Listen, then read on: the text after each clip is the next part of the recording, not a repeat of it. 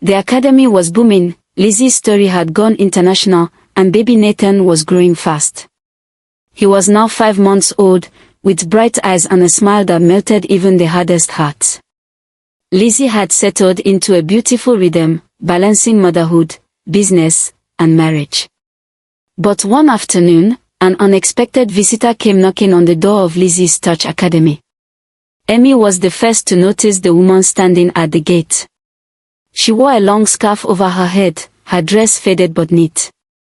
She looked tired, her feet dusty from walking. "Good afternoon," she said softly. "Please, is Madam Lizzy here?" Amy narrowed her eyes. "Who are you?" The woman looked down. "My name is 𝐿𝐮𝐬𝐜𝐫𝐢𝐻𝐿. I'm Steve's wife." Amy stiffened. "Oh. What are you doing here?" 𝐿𝐮𝐬𝐜 raised her head slowly. "Please. I'm not here to cause trouble. I just want to talk to her. One last time." Amy hesitated but went inside to tell Lizzy. "She's here," Amy said. "Steve's wife. Should I send her away?" Lizzy paused, then shook her head. "No. Let her in." A few minutes later, 𝐿𝐮𝐬𝐜 walked into Lizzy's office and stood silently. Lizzy looked at her calmly. "You can sit." "Thank you," she whispered. There was a long pause. "I know you don't owe me anything," 𝐿𝐮𝐬𝐜 began. "And I know you've helped us already, more than we deserve." Lizzy said nothing. "Steve is gone," she said finally. Lizzy blinked. "What do you mean?" "He passed away last week. The sickness came back. And this time, we couldn't raise the money in time." Lizzy sat back, surprised but quiet. "I'm not here to ask for money," 𝐿𝐮𝐬𝐜 added quickly.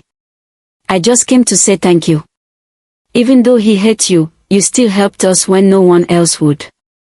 She brought out a small envelope and placed it on the table. "This was his last note. He told me to give it to you if anything happened." Lizzy took the envelope slowly and opened it.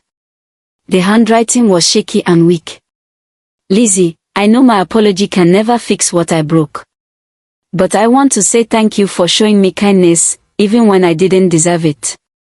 I spent my last days thinking about all the pain I caused you. I pray your life continues to shine. I'm truly sorry. Steve." Lizzy read it twice, then folded it and kept it in her drawer. 𝐿𝐮𝐬𝐜 stood up, her voice trembling. "I just thought you should know. Thank you, for everything." Lizzy walked her to the gate and watched her disappear down the road. Amy joined her outside.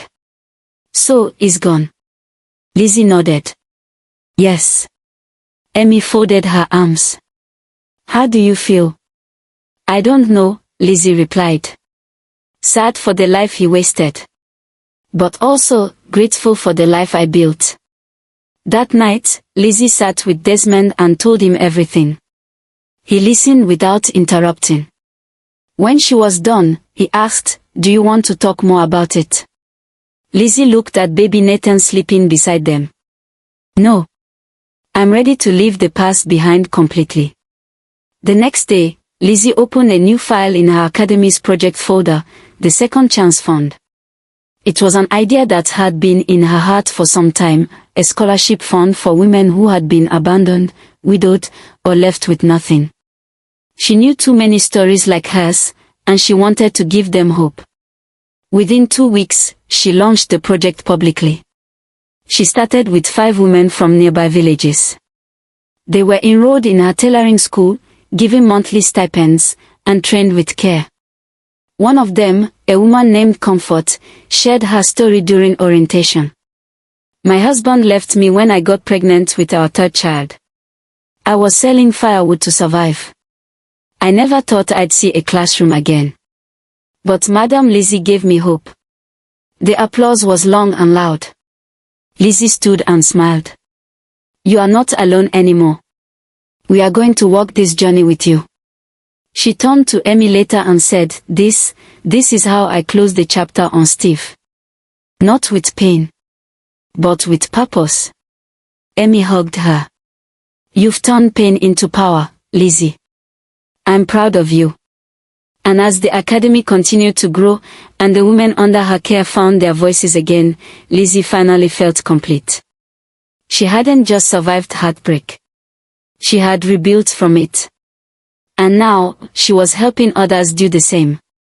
The Second Chance Fund took off faster than Lizzy expected. Word spread quickly across nearby towns and villages. Women from all walks of life, widows, single mothers, and young girls who had dropped out of school, began applying for the opportunity to learn tailoring and rebuild their lives. Every Wednesday, Lizzy would personally meet with the new trainees, sharing her own story, listening to theirs, and reminding them of one truth: your past does not define you. You still have value. You still have purpose. One morning, she met Joy, a young woman who arrived late to the academy with a baby tied to her back and tear stains on her cheeks. I came from 𝐬𝐮𝐬𝐽, Joy said. My family chased me out when I got pregnant. I've been sleeping in church halls. Please, I just want to learn a skill and feed my baby. Lizzy looked at her and saw her old self in that pain. You're welcome here, she said gently. You're no longer alone. 𝐬𝐮𝐬𝐽 was now managing the scholarship program full-time. She created a database, met with donors, and even learned how to use spreadsheets, something she once called computer wala. If I can run a home with 3 children, she said, then I can manage this fund. Desmond, watching from the sidelines, was proud. His wife had become more than a fashion designer, she had become a movement. One Sunday afternoon, Lizzy received an unexpected call from a woman named Mrs. Onanuju, the wife of a senator. I saw the CNN documentary, she said. I want to visit your academy. I have a foundation that supports female entrepreneurs. Lizzy welcomed her with open arms. When she visited, the senator's wife toured the academy, spoke with the students, and was visibly moved. I've seen many training centers, she said. But I've never seen this level of love, structure, and purpose. She donated 2 million Nigerian nairas to the Second Chance Fund. We must not let stories like yours be rare. More women need to rise. That night, Lizzy stood in her kitchen, stirring ogbono soup while singing softly to Nathan, who was sitting in his high chair, giggling at nothing. Desmond walked in and hugged her from behind. You've changed so many lives, Lizzy. She smiled. Sometimes I wonder if all this would have happened if Steve didn't break me. Maybe not, Desmond said. But your strength turned it around. You didn't let it destroy you. You built from the ashes. Lizzy looked at him and said, you know, I want to write a book. Not for fame, but to tell the full story. The real story. Desmond raised his eyebrows. That's a brilliant idea. I'll call it When Love Is Not Enough. They both laughed softly, the title simple, yet powerful. 3 months later, Lizzy's book was ready. She shared everything, from her early days in ABA to Steve's betrayal, from rebuilding her life to finding true love and purpose. She was honest, raw, and real. The book launch was held at the ABA Civic Center. It was filled with women, students, and dignitaries. Desmond gave a short speech. My wife's strength changed my life. This book is not just about pain. It's about power. When Lizzy stepped up to speak, the hall went silent. She stood tall in a navy blue dress she designed herself, holding the microphone with both hands. Some years ago, she began, I was crying in a one-room apartment, thinking I had lost everything. But today, I stand before you to say, there is life after heartbreak. There is beauty after shame. And no matter what anyone tells you, you can rise again. The crowd stood and clapped. It wasn't just applause. It was the sound of hearts awakening. That night, Lizzy sat beside her sleeping baby and opened the first page of her book. Inside, she had written a message to herself, to the girl who thought she wouldn't make it, look at you now. And she smiled. She wasn't just a voice in ABA anymore. She was a voice for women across Nigeria. And her story was just getting started. Following the success of her book, When Love Is Not Enough, Lizzy found herself being invited to speak at events, conferences, and schools. People wanted to hear from the woman who had sewn her way through pain, built an empire, and helped others rise with her. One day, she was invited to a girls' secondary school in Umuahia to speak on finding strength after setback. As she stood in front of over 200 girls in neat uniforms, holding her book in one hand and the microphone in the other, her voice carried more than words, it carried healing. "I know what it feels like to be looked down on," she said, walking gently across the stage. "To be laughed at for dreaming. To be used and forgotten. But I'm standing here today to tell you, your value does not decrease because someone failed to see it." The girls clapped. Some wiped silent tears. After the talk, a teacher approached Lizzy. "There's a girl I'd like you to meet," she said. They were taken to the school clinic, where a quiet, thin girl named Amarachi sat. She was only 15 but looked 12, her eyes empty. "She was abandoned by her mother last year," the teacher explained. "She now lives in the staff quarters. But she barely speaks." Lizzy knelt beside her gently. "Hi, Amarachi. I'm Lizzy," she said softly. "I also know what it feels like to be left behind." Amarachi looked at her for the first time. Lizzy reached into her bag and gave her a copy of her book. "Read this whenever you feel strong enough. And when school closes, I want you to come to my academy. I'll teach you how to sew, how to stand, and how to smile again." For the first time, Amarachi blinked and whispered, "Thank you."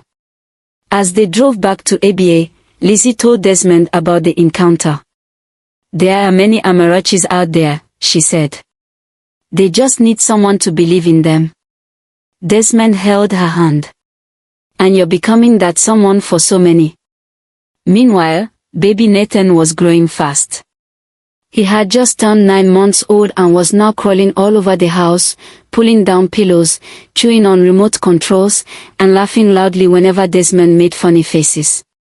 One morning, Lizzy was feeding Nathan mashed yam when Desmond walked in with exciting news.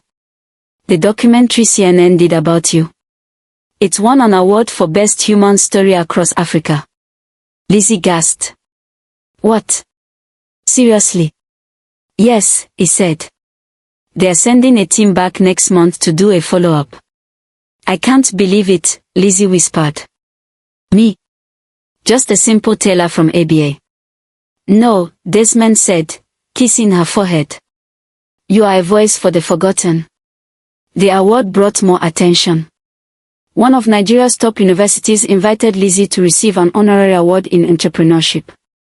And guess what? She was asked to speak alongside international guests and business moguls. At the event, as she stood on stage in front of over 5,000 people, Lizzy remembered the day she begged a customer to pay 2,000 Nigerian nairas for a simple blouse so she could eat. Now, she was wearing her own design, with camera flashes lighting up the stage. She smiled and began her speech. "I am not here because I had it easy. I am here because I chose not to give up. We live in a world that often looks down on women who rise from nothing.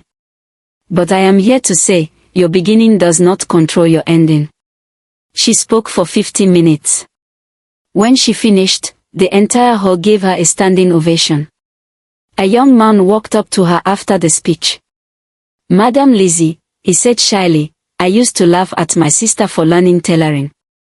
I thought it was only for poor people. But after hearing you, I want to invest in her dream." Lizzy smiled. Then she already has the best at, a brother who believes in her. Back in ABA, things at the academy were growing fast. The Second Chance Fund had supported over 30 women, and most of them were now running their own small shops or working in fashion houses. One of them, Comfort, returned to the academy one day with tears in her eyes. "I've just opened my own shop," she said, handing Lizzy a piece of paper with the address. "And I named it Lizzy's Grace. Lizzy hugged her tightly. That night, as she sat in bed writing in her journal, Nathan asleep beside her, she wrote, "I started by helping one person, myself. Now, with every woman I help, I hear the echo of my own story. This journey is bigger than me. This journey is for all of us." She closed the journal, kissed her baby on the forehead, and whispered, "We are just getting started." Hope you enjoyed the tale. If so, please like the video, share, comment, and don't forget to subscribe. Also turn on your notification to get more enchanted tales like this one. Goodbye.